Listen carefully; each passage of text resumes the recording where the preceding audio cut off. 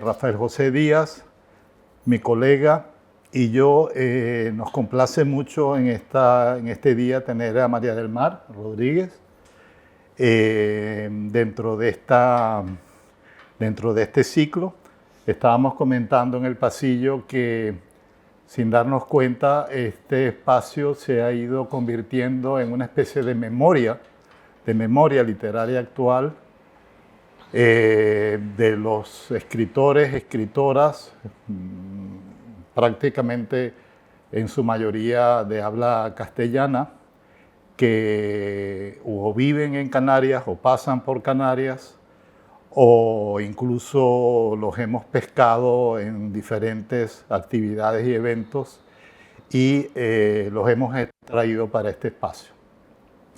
Y bueno, sin darnos cuenta, poco a poco se ha ido formando una biblioteca, o podríamos más bien hablar de una videoteca, que estamos seguros que si en este momento ya nos parece una cosa valiosa, lo va a ser todavía más en el futuro.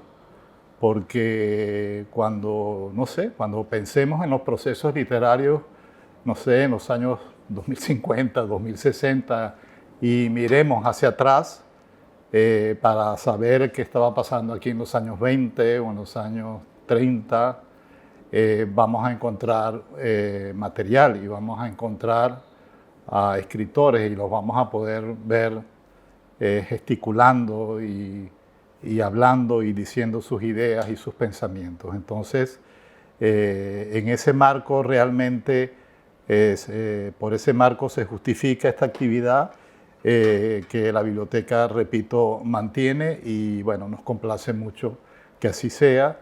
Les agradecemos mucho la presencia acá, siéntense como si estuvieran en casa.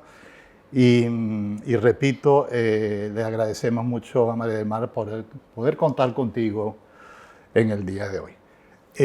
Nosotros solemos aquí, sobre todo, si tuviéramos que reducir lo que vamos a hacer, vamos a hablar de vida y vamos a hablar de obra, básicamente, ¿no? Y comenzamos por la vida. En mi caso particular siempre me gusta mucho comenzar por una imagen que tuvo Elias Canetti, el famoso escritor alemán que hizo su autobiografía en 4 tomos y que recordaba como su imagen más remota, como su recuerdo más remota, la de un jardinero que tenía amores con la criada, digamos, la señora que lo atendía a él, y siempre amenazaba al niño Elías de que no le dijera nada a los padres porque era una relación un poco furtiva, secreta, ¿no? Secreta, ¿no? Y qué curioso que Elias Canetti comience, ese autor tan impresionante, premio Nobel, comience en ese ejercicio de recordar los primeros pasos por esa idea, ¿no? Entonces, la autobiografía de él ha terminado llamándose La lengua salvada, porque lo que el jardinero le hacía era gesticular y decirle, si dices algo, te corto la lengua, ¿no? Te corto la lengua. Entonces, menos mal, él fue en contra de eso y pudo finalmente escribir sus memorias, ¿no? Bueno, yo te invitaría a tratar de recordar, siempre es difícil, pero siempre sale algo también, como un recuerdo muy remoto, como una imagen muy remota, de tu infancia, por supuesto. Vale. Bueno, antes de empezar con el recuerdo, el agradecimiento, que es lo que corresponde, ya que estamos todos aquí, todas sintiéndonos en nuestra casa, ¿no?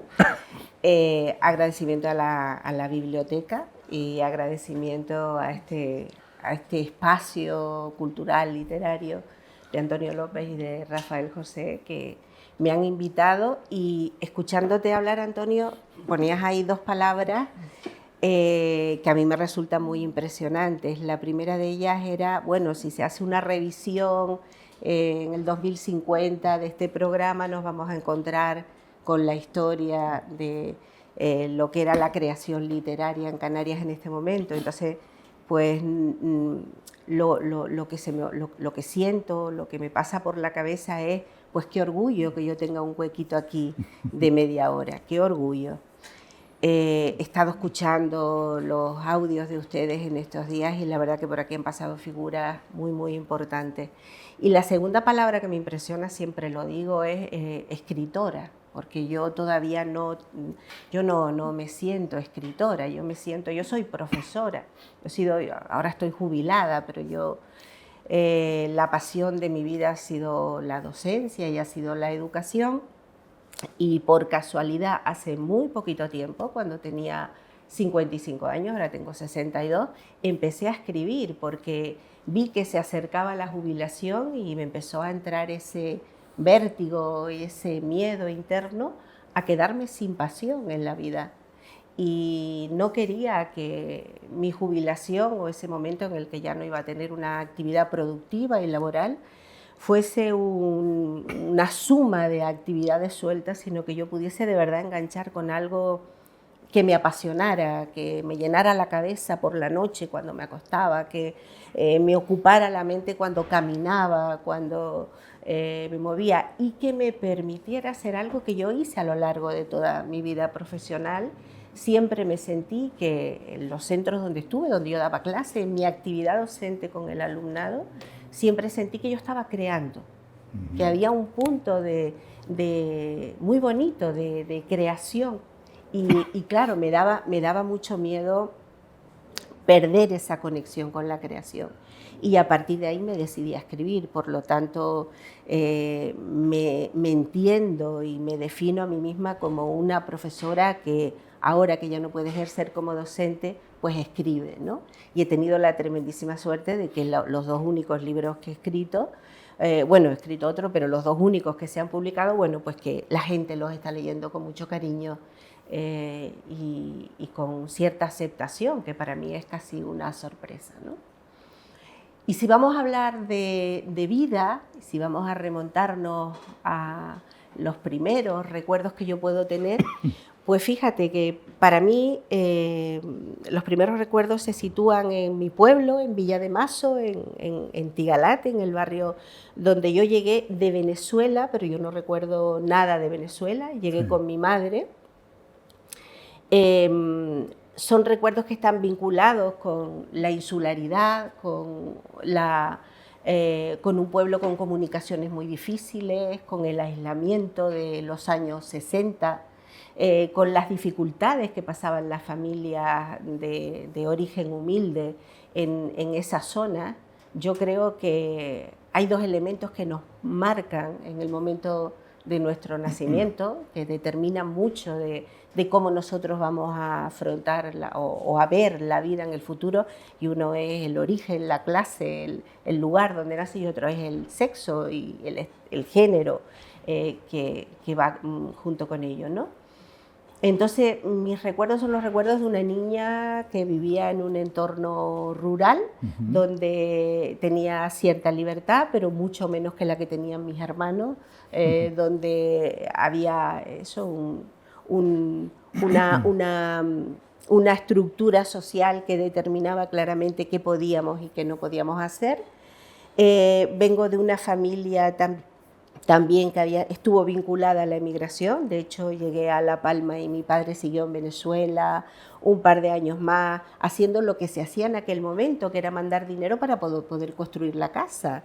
Y después ya él se incorporó y ya se vino con nosotros. Y Venezuela, no recuerdo nada del país donde nací, pero formó parte de mi infancia toda la vida. Los que venían de Venezuela, los que traían el paquete de café, los que te traían la foto de la familia que vivía en Bejuma o la otra familia que estaba en Carabobo, y se hablaba de los éxitos y de los fracasos, de cómo les iba, de todas las redes familiares que había en Venezuela. Entonces mi infancia es la infancia de una niña en un pueblo frío, con dificultades de comunicación, muy vinculada al tema de la migración, y que viví en una familia. Yo creo que eso sí tiene un poco que ver con lo que he escrito, porque sí que me desarrollé, viví en una familia donde se hablaba mucho, Y se hablaba mucho de temas que quizás en otras familias no se hablaban tanto. Se hablaba de la guerra, se hablaba de lo que habían pasado mis abuelos en la guerra. La parte de mi familia materna era una gente, bueno, mi abuelo era del Partido Comunista, fue represaliado de la guerra, y entonces de toda la vida escuché hablar de lo que había sucedido, un poco en voz baja, pero se contaba, y también se hablaba mucho de relaciones personales, de afectos, de amores, de infidelidades, de traiciones, de cosas que sucedían allí en aquel pueblo pequeño, del universo afectivo que quizás habían desarrollado las mujeres y los hombres de mi familia, ¿no? Y pienso que a lo mejor esos sí son elementos que a la hora de escribir pues los traslado, ¿no? Tanto en la prestamista como en la tuerta, ¿no? Y un poco más, digamos, en el momento en que ya comienzas a estar en escuela primaria, que ya tienes maestros, que ya tienes compañeritos, compañeritas, digamos, ¿qué recuerdas de esa etapa y sobre todo en relación a lo que fuiste después, profesora y ahora escritora, digamos? Bueno, para mí la vida académica era una oportunidad. Era una ventana abierta al mundo, era una oportunidad. Yo recuerdo, por ejemplo, la primera biblioteca de aula que la organizó Máximo Pérez Tejera, que fue el maestro que me dio clase en quinto de primaria, que tuve la suerte de que presentara La tuerta en Villa de Mazo conmigo y que falleció una semana después de presentar mi libro, y yo le tengo un cariño tremendo a él y desde aquí un abrazo para su mujer y para su hijo, ¿no? La escuela para los niños y las niñas que estábamos allí en aquel barrio olvidado de la mano de Dios en plena época franquista era una ventana al mundo, era la esperanza, claro. Era la esperanza a la que nosotros nos podíamos agarrar. Y recuerdo dos etapas muy bien diferenciadas. Una primera etapa donde yo estaba inmersa en una escuela, el modelo de escuela del franquismo, y tuve la suerte que cuando cursaba quinto de EGB entré en lo que era la EGB. Se aprueba la ley de educación del año 70 de Villar Palasí y llega a nuestras escuelitas, llegan cosas que nos parecían imposibles en aquel momento. Por ejemplo, que los chicos y las chicas estuviésemos juntos compartiendo el mismo espacio. El mismo salón. Se empezó a trabajar las matemáticas modernas, que yo no sabía muy bien para qué servían, pero a mí me encantaba aquello de las matemáticas modernas. Empezamos a trabajar con fichas, empezamos a trabajar en equipo. Empecé a escuchar palabras como, por ejemplo, autoevaluación.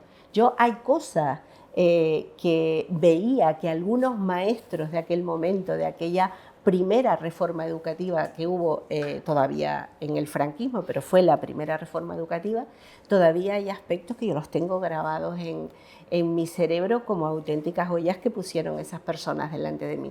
Yo creo que la escuela para los niños y las niñas que estábamos allí era la única oportunidad que teníamos, no había otra. Y estudiábamos muchísimo, muchísimo. Hacíamos un esfuerzo muy grande, todos los que podíamos, porque después había gente que tenía dificultades personales, tenía que ayudar en la casa, tenía que cuidar hermanos, tenían que ir a cuidar cabras, tenían que trabajar. Sí, los niños trabajaban en aquella época, trabajaban. Y sucedía una cuestión, es que se iban quedando por el camino y nadie los echaba de menos.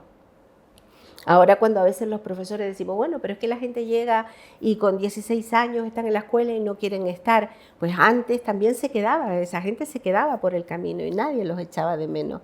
Un compañero tuyo que estaba en quinto de EGB y que de repente te enterabas que se había tenido que quedar porque tenía que trabajar, tenía que ayudar a su padre en las tareas del campo, y en sexto ya no lo tenías contigo. Estamos hablando de niños de 11 años, de 10, 11 años, ¿no? Entonces, para nosotros, para mí, para las compañeras y los compañeros que logramos salir del pueblo, que fuimos un grupo importante, que logramos estudiar carreras universitarias, la escuela fue la ventana al mundo y fue la que nos abrió una puerta de salida de aquel mundo rural, empobrecido y con muchísimas dificultades. Y en esa misma línea, saltando, por ejemplo, ya adolescente, en bachillerato, maestros, profesores, profesoras que hayan sido importantes, amigos o amigas de las primeras con mucha confianza, compartiendo algunos intereses. ¿Recuerdas? Yo recuerdo, bueno, mi gran maestro cuando me pregunta por un referente es Máximo Pérez Tejera. Y todo el grupo de maestros que en Villa de Mazo lograron montar aquella primera escuela donde íbamos los niños de todos los barrios. Estaba doña Miriam, estaba Vicente Blanco, estaba don Máximo, toda esa gente que logró con un entusiasmo tremendo en la casa de don Alonso Pérez Díaz montar, pues prácticamente sin ningún tipo, yo creo que de ayuda de nadie, montar una escuela para darnos clase a todos nosotros. Pero de esa época y de la época del instituto, de mi época de estudios, básicamente me quedo con el compañerismo, con el grupo de amigas, sobre todo las amigas del pueblo, las amigas de Villa de Mazo, las amigas de Breña Alta, que hacíamos un esfuerzo tremendo por levantarnos temprano, por coger una guagua, por venir a Santa Cruz de la Palma, por estudiar, y que nos ayudábamos muchísimo unas a las otras. Entonces habíamos ahí un grupo de personas que yo creo que formamos una piña solidaria muy, muy, muy importante, ¿no? Y si tengo que destacar a alguien, destaco a Carmen Delia Leal Vienes, que ella trabaja en el Centro de la Cultura Popular Canario, y que fue mi gran amiga y mi gran compañera en mi época de primaria y en mi época de bachillerato. Qué interesante, la verdad. Bueno, yo creo que esta pregunta que te iba a hacer, creo que me la contestaste en el pasillo mientras hablábamos, pero porque me contabas que tú sientes que, digamos, la vocación de escritora te llegó, digamos, tarde, como incluso después de todo tu desarrollo como profesora y todo eso, ¿no? Bueno, realmente te llegó tarde. Es decir, tú en tu periodo, digamos, como profesora, desarrollando todo lo que desarrollaste, no sospechabas o por lo menos tenías algún deseo de que la escritura se apareciera como vocación, como oficio. Yo lo que he tenido desde siempre, desde muy pequeñita, es una relación afectiva muy buena con el lenguaje. Con el lenguaje oral y con el lenguaje escrito, con la escritura y con la lectura. Con la lectura. Y bueno, y cuando tenía que escribir a nivel profesional, a mí me gustaba relacionarme bien con el lenguaje. Mi madre siempre me trasladó, porque era una persona de pueblo, que el lenguaje era ella no me lo dijo con esas palabras, pero yo así lo interpreto yo en este momento. El lenguaje es una herramienta de empoderamiento. La gente de campo, la gente de los pueblos, todavía yo lo escucho a vecinas y a vecinos cuando voy allí, dicen mucho una frase que a mí me toca porque se la oía mucho a mi madre, y es: yo sé lo que siento, pero no lo sé contar, yo no sé expresarme, me gustaría saber decirlo como tú. Hay como una especie de conciencia de que no tienen las palabras para poder expresar lo que tienen que decir. Entonces, en mi familia y especialmente en mi madre, el lenguaje siempre fue considerado como un elemento de empoderamiento. El saber expresar lo que uno quería, el saber decir lo que estaba sintiendo, el saber defender un sitio en el mundo, el saber... Entonces siempre tuve esa relación amable y positiva con el lenguaje.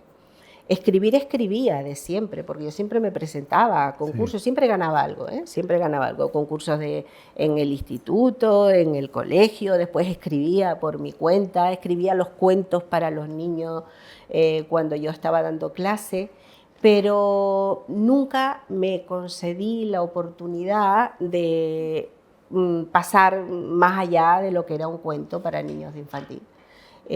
Pensé que no podía.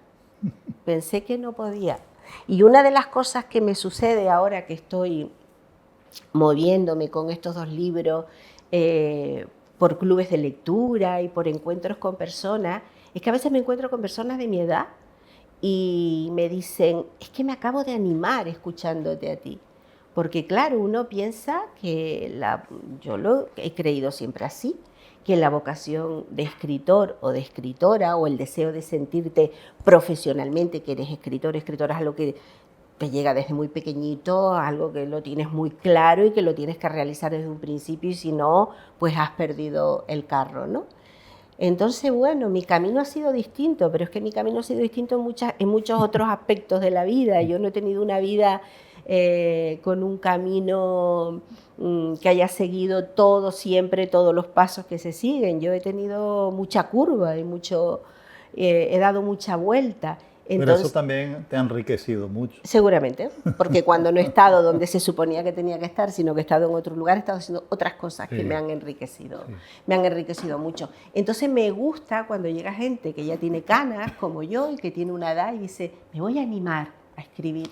El otro día estuve en la Casa Museo Pérez Galdós y un señor tenía 70 años.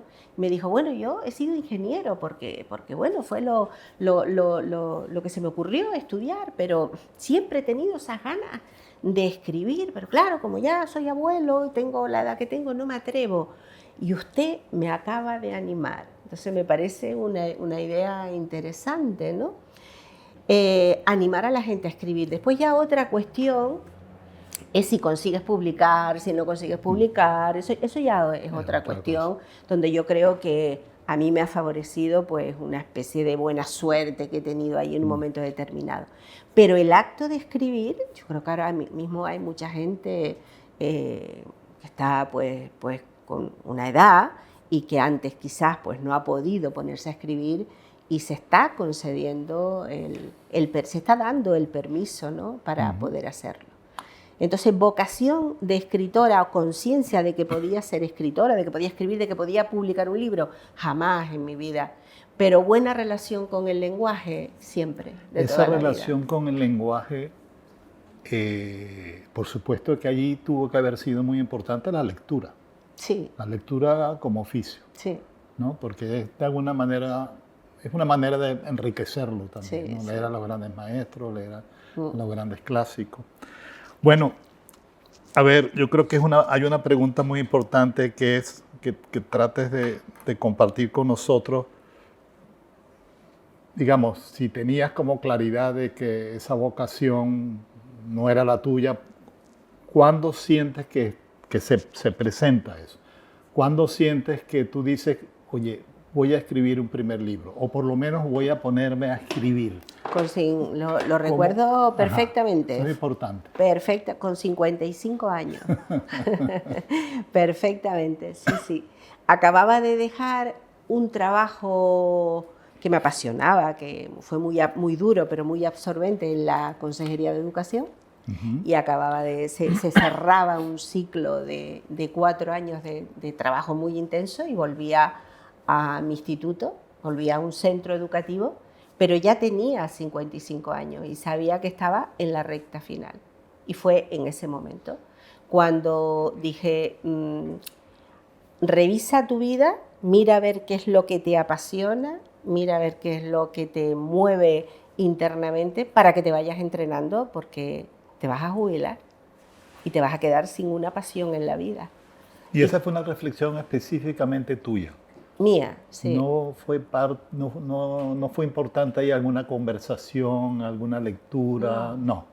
Fue un empeño mío, sí. Y conmigo, y a mí misma me decía, estás loca como una cabra, pero seguí para adelante y empecé a escribir. Pero sí se te hacía claro que la vocación era la literatura, escribir. Sí. Eso sí lo tenías claro. Sí. Repasé todas las opciones posibles y lo que me tocaba el alma y lo que me iba a permitir tener esa sensación que me había dado mi profesión de que estaba creando algo era escribir. Era eso o no. ¿Y qué fue lo primero que pensaste en relación a la escritura? ¿Estabas pensando en escribir crónicas, en hacer poesía, en escribir unas memorias, en hacer una especie de diario? ¿Cómo fueron esos comienzos? Bueno, el proceso con los libros, siempre hay una idea principal, por ejemplo, con La prestamista. Sí. Estaba leyendo la biografía de Leocrisia Pestano Fierro, una mujer de La Palma de finales del siglo XIX, hija de un masón, una mujer muy inteligente, pero que ella no podía entrar en las reuniones de masonería que tenía su padre con la logia, ni podía participar, ni tenía una vida realmente activa en la sociedad palmera de principios del siglo XIX, pues porque era mujer.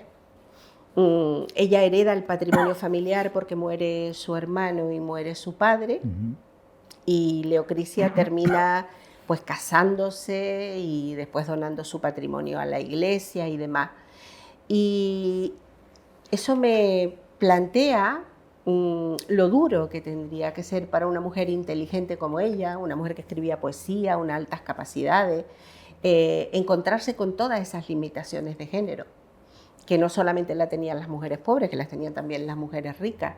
Y de ahí surge el germen de crear un personaje como Petra, la prestamista, una mujer que tenía patrimonio, una mujer que era inteligente, que tenía un lugar privilegiado en la sociedad rural de Villa de Mazo de la época, pero que sufría todos los castigos y sufría por el hecho de ser mujer, pues no podía manifestar abiertamente su orientación sexual, no podía hablar de la relación que tenía con su mujer, y tenía toda una serie de limitaciones y fue castigada por su pueblo, ¿no?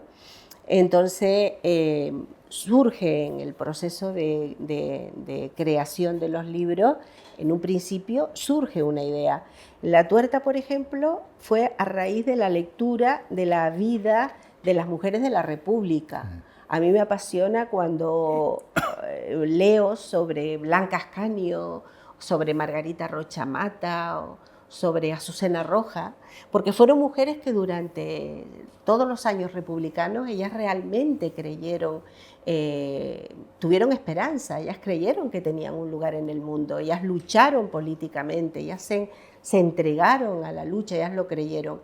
Y después, pues, llegó el golpe de Estado del 36 y aquello tuvo que ser para ellas un auténtico cuento de la criada. Entonces a mí me producía también como mucha ternura esas mujeres, porque las comparaba, por ejemplo, con mi madre, que nació en el 32. Mi madre era una niña del franquismo y fue una mujer del franquismo y vivió en medio de esa oscuridad y era lo único que conoció.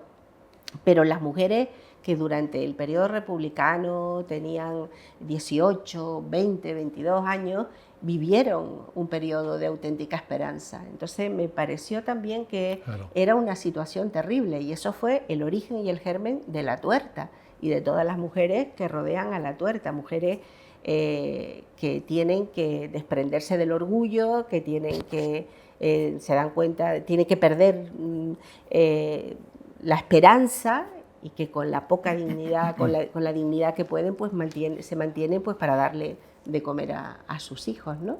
Entonces, realmente unas semillas iniciales, unas biografías de mujeres olvidadas, de mujeres perdedoras, de mujeres castigadas por la sociedad, es lo que me inspira para construir un mundo en torno a ellas y decir, a ver, ¿cómo se desenvolverían en este mundo, ¿no? Y tratar de empatizar y de escuchar qué es lo que, cómo se podría mover en esas situaciones, ¿no? Sí, yo, a ver, en el caso de La prestamista, que es del 2019, a ver, yo siento, anoté aquí, que es el caso, la primera, La prestamista. En el caso de la primera, has hecho lo acabas de decir, una profunda investigación histórica en gran medida sobre lo que ocurrió en La Palma entre fines del 19 y comienzos del 20, ¿no? Sobre todo alrededor del éxodo palmero, inicialmente hacia Cuba y en un segundo momento hacia Venezuela, ¿no?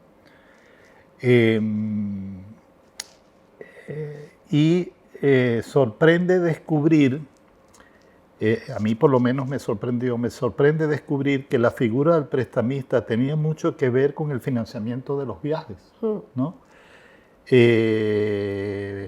Bueno, a ver, ¿cómo de alguna manera llegaste a esa figura, a la figura de la prestamista? Eso era, por ejemplo, había muchas personas que se comprometieron con el tema de financiar viajes.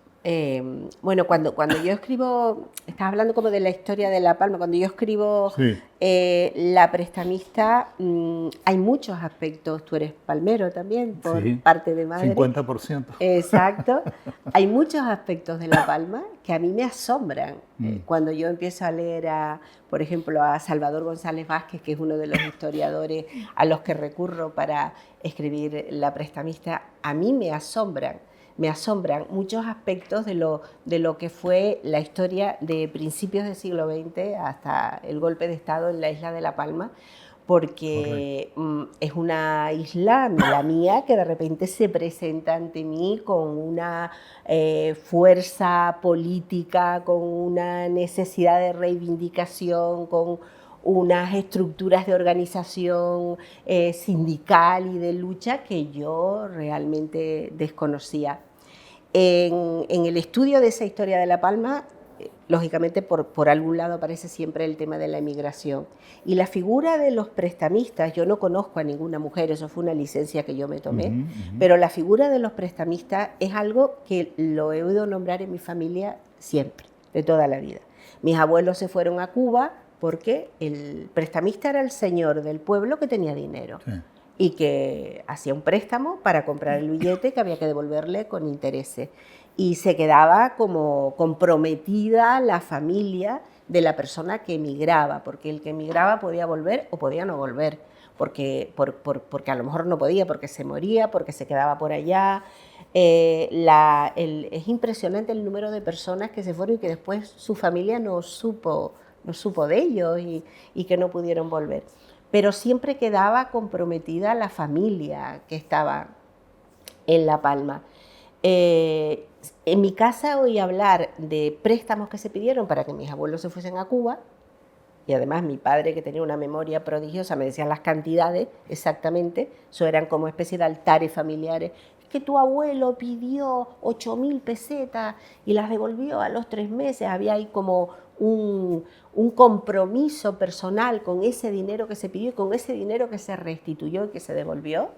Y mi padre se fue en su primer viaje a Venezuela, la mitad del dinero la había ganado él y la otra mitad del dinero se lo prestó un prestamista. Y lo primero que hizo cuando empezó a ganar dinero en Venezuela es mandar dinero para que su padre pudiese cancelar esa deuda, ¿no? Entonces me parecía que eran figuras pues como los bancos actuales, pero claro, la gente pobre no tenía acceso a los bancos, no tenía otras posibilidades y pedía dinero, ¿no? Y había una cosa muy curiosa porque, o por lo menos en mi familia paterna, mi padre me contaba que lo hacían así y era como se solía acudir a la casa del prestamista o a la casa de la persona, pedir un favor cuando había que resolver un asunto importante después de terminar la jornada laboral por la noche. Se nos cogía mi padre, papá y yo, nos fuimos por la noche, llegué del monte, me dije, venga, prepárate, vamos a pedirle a este señor. Se iba, se pedía, se firmaban unos papeles, se hacía un acuerdo verbal y con ese dinero esa persona se iba a Venezuela. El billete en la época que mi padre se fue le costó 13.000 pesetas. Por lo tanto, el prestamista le prestó pues la mitad del billete exactamente, que él devolvió de manera rápida para que su padre pudiese descansar, ¿no? Y de ahí pues surge el entramado de Petra, ¿no? Mujeres que hiciesen ese trabajo, yo no tengo referencias en mi pueblo de ninguna, ¿no? Sí. Pero bueno, Petra llegó a ejercer de prestamista, pues como todas las mujeres que llegan a lugares de poder en estas épocas, pues por casualidad. porque murió su padre y porque murió su hermano. Correcto, y heredó algo. Sí. Exactamente, si no, no hubiese llegado. Sí. Aunque ella probablemente hubiese sido la prestamista en la sombra, pero su hermano aparentemente hubiese llevado el negocio familiar. Sí. Yo creo que en la lectura del prestamista, fue lo que me ocurrió, a ver, hay una nutriente que es lo histórico, el marco histórico, que yo veo que está realmente muy bien estudiado y todo eso. Pero hay otra parte que me parece que debe haber sido más complicada, aunque no parezca, que es cómo armar la cotidianidad, todo eso que pasaba en las casas, las relaciones familiares, cómo se cocinaba, cómo se vestía uno, cómo hablaba, ¿no? Y allí siento que hay un muy buen trabajo de construcción de personajes, pero también, es decir, me puse a pensar de dónde viene esa memoria que viene a ser como muy compleja, como muy prodigiosa. O sea, te pregunto, ahí no hay voces de los padres, ahí no hay recuerdos de los abuelos que de pronto montaban cosas y, digamos, te serviste de toda esa especie de memorabilia para crear los personajes y recordar los oficios y las manías, etc. Sí, porque yo soy una niña muy atenta, yo era una niña muy lista y muy atenta. Y entonces yo siempre cuento que en los pueblos a veces la gente piensa que los niños no escuchan, ¿sabes? Somos tontos y no, yo me quedaba con todo, yo lo escuchaba todo. No, esto no lo digas alto, que está la niña, ¿no? Y la niña estaba en la esquina, y la niña estaba con la oreja puesta escuchando, escuchaba todo. Y bueno, eso, crecí en el seno de una familia que hablaba mucho, hablaban mucho, y hablaban de las cosas que sucedieron en la guerra, y hablaban de lo que pasaba en el mundo, y hablaban de supervivencia, de dinero, de trabajo, de lo que costaban las cosas, pero hablaban también de emociones y de relaciones personales. Y eran muy expresivos. A lo mejor hay otras familias donde las cosas se guardan y quedan por dentro y es más difícil. Entonces, para mí fue fácil hacer un mapa emocional de las relaciones de mi familia, de lo que pasaba entre ellos. Y los personajes de los libros tienen trocitos de todas esas vivencias. Por ejemplo, mi abuela materna era una señora con mucha angustia vital. Tenía mucho miedo a morirse, tenía mucho miedo, si me muero no me entierren porque voy a estar allí dentro y me voy a asfixiar, pero abuela, vas a estar muerta. No, pero tenía mucho miedo vital. Y se acostaba por las mañanas, se ponía la manita aquí en la barriga para calmar la angustia y le rezaba a la Virgen del Carmen. Eso hace Dámasa en el libro. ¿No? Eso hace Dámasa. O, por ejemplo, mi familia materna siempre decía que el único templume que es necesario para un potaje o para una comida es un poquito de ajo quemado en aceite. Pues eso discutía Dámasa, que no hace falta ni más hierbas ni más cosas que traía Juana del otro lado, ¿no? Entonces, escuchar, estar atenta, oír lo que la gente cuenta y también tener un mapa de lo que la gente siente, porque como era una familia expresiva, pues entonces manifestaban sus angustias, sus enfados, sus miedos. Los miedos se manifestaban, se decía, se contaba, que tengo miedo, es que estoy asustada, o es que estoy enfadada, o se contaban todas esas cosas. Y yo creo que eso es un elemento que a mí me ha permitido, pues quizás esa parte más psicológica de construcción de personajes, ¿no? Y lo impresionante es que haya sido como memorioso, es decir, que sea sobre todo del recinto familiar y vecinal, ¿no? En gran medida. Sí, en gran medida. Sí, en gran medida, porque, claro, es que este libro, este en concreto, se desarrolla en mi pueblo. Entonces, también fue un reencuentro con mi pueblo y con mi tierra de La Palma. Claro. Yo llevo muchos años viviendo fuera. Me fui muy joven y llevo mucho tiempo viviendo fuera. Entonces, escribir es como tocar las tripas de un entramado rural donde pasan muchas cosas y donde la gente lucha mucho por la supervivencia y donde no es un lugar idílico de pajaritos cantando. A veces pasan cosas buenas y otras veces es duro vivir en sitios pequeños, Claro. donde tu vida está vigilada, donde todo el mundo sabe si tienes una relación que no es la adecuada. La comidilla. La ¿no? comidilla, donde tienes que, como mujer, cuidar tu decencia y tu dignidad, porque si no, lo va a saber todo el mundo al día siguiente en la venta del pueblo y van a estar exponiendo tu intimidad. Entonces, ese entorno rural no es un entorno idílico, es un entorno que tiene mucha tripa y que tiene mucha angustia y que tiene mucho dolor. Claro. Y probablemente fue un reencuentro con mi pueblo. Pero yo creo que la tuerta, que no se desarrolla en mi pueblo, que se desarrolla aquí en Tenerife, también tiene mucha tripa. Sí. Y también tiene mucho dolor. Sí. Mucho o sea, dolor. que debo yo ir por ahí, ¿no? Sí.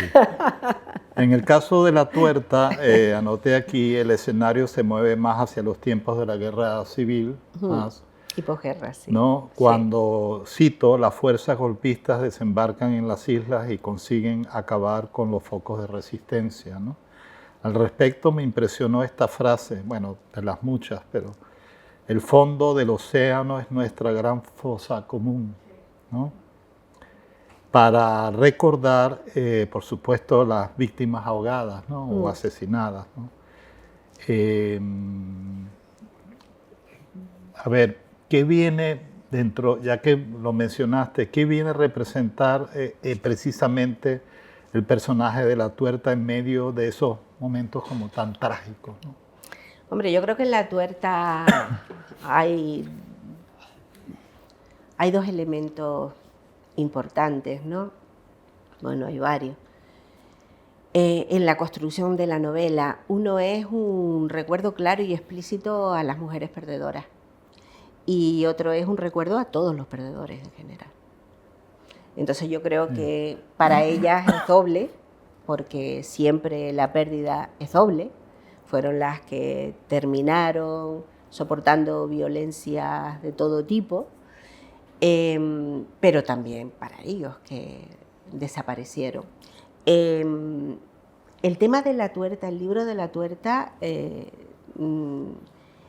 como una especie de aportación personal a la necesidad que tenemos en este país, entiendo yo, de restitución y de reconocimiento real de lo que pasó. Y creo que la gente que en aquel momento lo pasó mal y que ha tenido que soportar el miedo y después el silencio y ahora el olvido, pues se merecen que ciertas cosas sean nombradas, ¿no? Entonces me parece que es como un ejercicio de restituir la memoria, ¿no? El otro día estuve en un club de lectura en Tijarafe y al lado de Tijarafe, Punta Gorda, es el pueblo de Margarita Rochamata, esta mujer que a mí me inspiró la figura de la tuerta, que ella era anarcosindicalista, la novia de Néstor Mendoza Santos, que también era anarquista, ¿no? Y había un señor de Punta Gorda y decía, claro, Margarita se fue para Venezuela y se llevó los poemas de las musas cautivas. Todo el poemario. Es que la historia de esta mujer es tremenda, es tremenda. Ella se viene para Tenerife, está aquí con su novio, son anarquistas y entran en prisión después del golpe de Estado, inmediatamente. Él es condenado a muerte, ella también, después le conmutan la pena. La dejan a ella, que está en la cárcel de mujeres de San Miguel, salir una noche para pasarla con él. Se casan porque a él al otro día lo fusilan, fusilan a su marido y ella vuelve a la cárcel. Cuando sale de la cárcel en el año 43, se casa con un señor anarquista de Gran Canaria y se va para Venezuela y se lleva a su hijo ilegal, se va con un bebé y se va ilegal. Pero es que ella se lleva escondido los poemas que han escrito los poetas que están en el campo de concentración de Gando y en Faife. Y en los barcos flotantes, y se los lleva escondidos, no se sabe cómo llegan y cómo llegan a sus manos, y los mantiene ocultos durante toda su vida en Venezuela, y cuando fallece lo descubre su hijo, y entonces su hijo se los da al profesor Medero, que los lleva al Centro de la Cultura Popular Canario y ahí editan ese libro, esa antología maravillosa que el otro día la conseguí, la compré, me parece preciosa, que se llama Las Musas Cautivas. Tiene una parte histórica de Millares y de Mederos contando lo que fue la vida en aquellos campos de concentración y tiene los poemas que escribieron los poetas, ¿no? Pues yo hablaba de todo esto en Tijarafe, un pueblo que está al lado de Punta Gorda, y nadie conocía a Margarita Rocha Mata. Es decir, estas mujeres cayeron en el olvido, ¿no? Y estas personas cayeron en el olvido.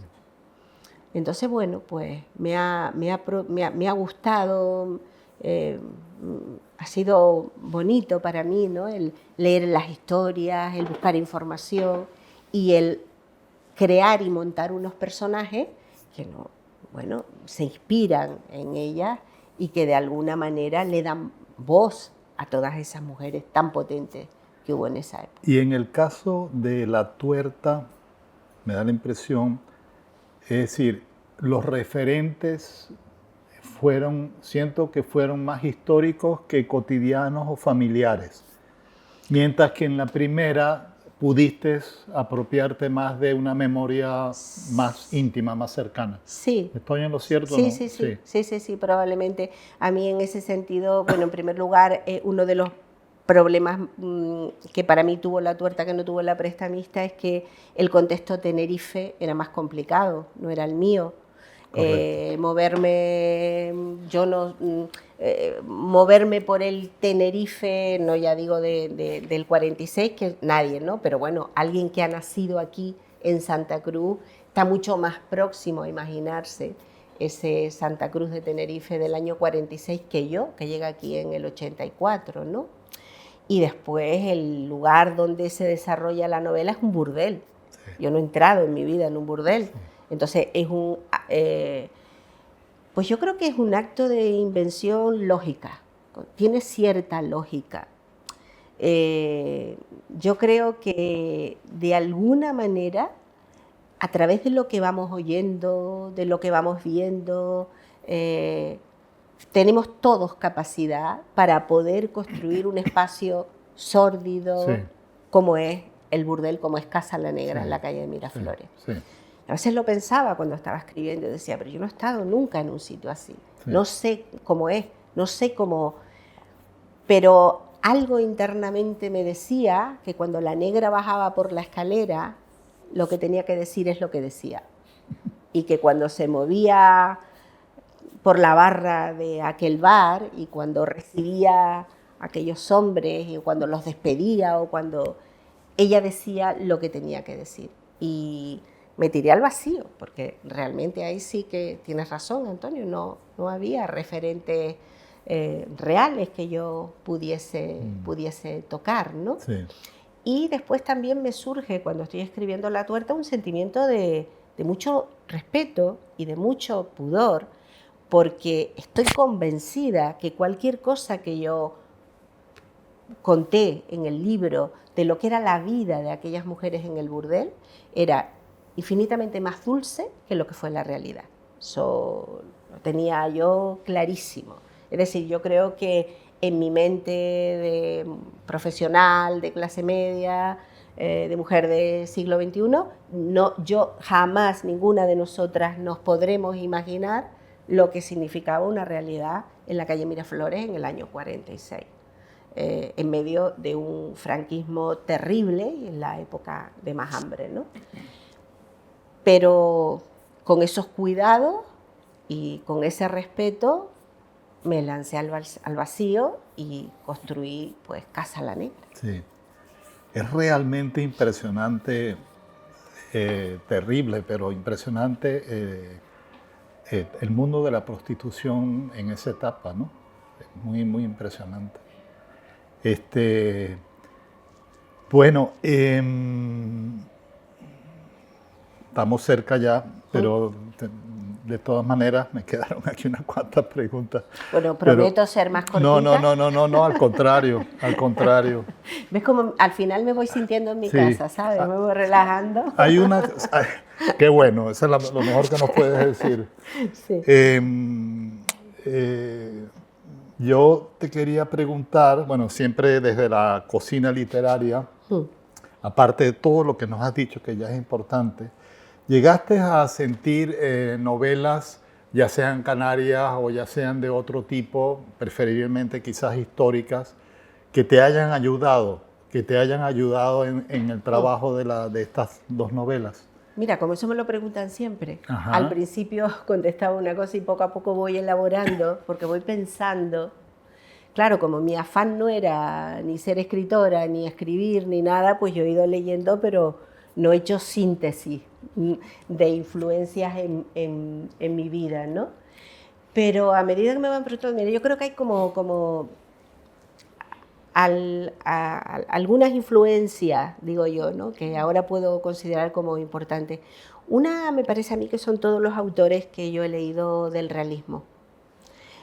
Porque Galdós, Clarín, Emilia, Claro, Pardo Bazán, porque Dickens, porque a mí me gusta mucho sentir que el contexto es como un personaje más.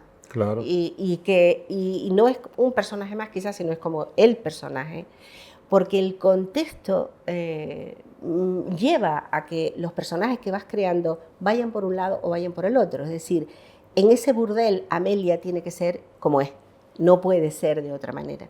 Entonces, en un contexto político como el de la República, los personajes que se mueven allí son como son. En un pueblo pequeño y patriarcal como Villa de Mazo en el siglo XIX, la gente que está allí es como es. Entonces, quizás esa importancia, ¿no? del contexto, que se convierte como en el elemento fundamental. Después todo lo que es pues, la literatura latinoamericana, ¿no? Especialmente mujeres, pero también, por supuesto, García Márquez, que yo lo adoro, ¿no? Sí. Por la magia. Claro. Porque hay un elemento mágico, al margen del realismo mágico. En cualquier libro que uno lea, Juan Rulfo, en cualquiera, hay un elemento mágico que quizás yo lo percibo como mágico porque me está llegando de una cultura que tiene otra manera de entender la vida, de entender la muerte, de entender las relaciones, y a mí me sabe como a una cocina distinta, como tiene, para mí tiene como una manera de cocinarse todo y de hacer la comida distinta, y me sabe a magia, ¿no? Entonces eso creo que también, ese punto mágico, Qué bueno. me gusta, ¿no? Y después, bueno, pues yo soy admiradora ferviente desde siempre de Almudena Grandes. Siempre. Y sentí una gran orfandad cuando murió. Y cuando leía un libro de Almudena y lo terminaba, decía, por favor, ponte a escribir, ponte a escribir. Yo pedía para mí misma, ay, que se ponga a escribir otro, que se ponga a escribir otro, porque me tenía esa sensación de no voy a poder seguir viviendo sin un libro de esta mujer en mi mesa de noche, ¿no? Y bueno, son como tres elementos así que Qué bonito tener esa referencia. contar. ¿Acaso la viste en la última vez que vino a Tenerife? No, no la vi, no. Que fue en la Fundación Caja Canarias. No, nunca la vi personalmente, no. Pero bueno, la relación que uno tiene con los autores que nos gustan mucho es que parece que los conocemos. Sí. ¿no? Bueno, y se mantiene, ¿no? Se mantiene a pesar de todo. Sí. Te voy a hacer una última preguntita para darle espacio al público. Bueno, por supuesto, volviendo al tema de tus novelas, ¿cómo puede explicarse que las dos grandes migraciones canarias históricas hayan sido hacia Cuba y Venezuela? ¿Por qué crees tú por qué se da eso y no a otros países? Pues no lo sé. Nunca me lo había... Yo creo que eran razones, en principio, económicas, claramente, ¿vale? Porque cuando Cuba deja de ser productiva, o sea, cuando ya Cuba deja de ser la economía donde las familias pueden ir a la zafra, conseguir dinero y venir, se acaba la relación con Cuba, ¿no? Correcto. Pero yo creo que también hay un elemento de red local, es decir, podían haber elegido Argentina, podían haber elegido Uruguay, podían haber elegido cualquier otro país, pero alguien va en primer lugar a Cuba, alguien va en primer lugar a Venezuela, y ahí se produce, como a esa persona le haya ido bien, yo creo que se produce un efecto llamada, que es lo que pasará, lo que pasa ahora con la emigración. Alguien viene y llega a Canarias o llega al sur, a Italia, y le va bien y se produce un efecto, porque las noticias corrían, porque llegaban las cartas, porque había toda una red que acogía a la persona que iba de aquí, porque llegabas y no te encontrabas solo, pues estaba tu cuñado o el primo de no sé quién. Es que los canarios se movían de casa de canario, o sea, de una casa a la otra, vivían juntos, tenían, bueno, mira el ejemplo de los hogares canarios, ¿no? Sí. Era como una historia súper endogámica, Sí. de que aquí nos relacionamos nosotros con canarios nada más. Yo recuerdo mi familia, cuando la que estaba en Venezuela, que eran muchísimo más apegados a las tradiciones, a la música folclórica, a los trajes típicos, a las comidas, que muchas veces nosotros aquí, porque estaban apegados a aquellos que dejaron por detrás. Entonces yo creo que por cuestiones económicas alguien fue, tuvo éxito, y eso ya en una tierra pobre como esta, imagínate, la emigración a Venezuela empezó ilegal en el año 48, después ya con, ¿cómo se llamaba el presidente, el de Puertas Abiertas, Marcos Pérez? Pérez Jiménez. Pérez Jiménez. Pérez Jiménez ya firma un tratado con Franco para aquí necesitamos gente que trabaje, y aquello en la década de los 50 fue tremendo, la cantidad de personas que fueron. Había toda una red de ayuda, de información. O sea, yo cuando me llegaban personas de Venezuela a mi casa, yo no recordaba Venezuela, pero perfectamente tenía en mi cabeza todos los puntos, porque escuchaba lo que contaban, lo que decía. Había un mapa sentimental y emocional en nuestra cabeza en relación con Venezuela. Muy bien. Bueno, damos como siempre un pequeño espacio por si alguien quiere hacer una pregunta a María del Mar, por favor. Aprovechemos.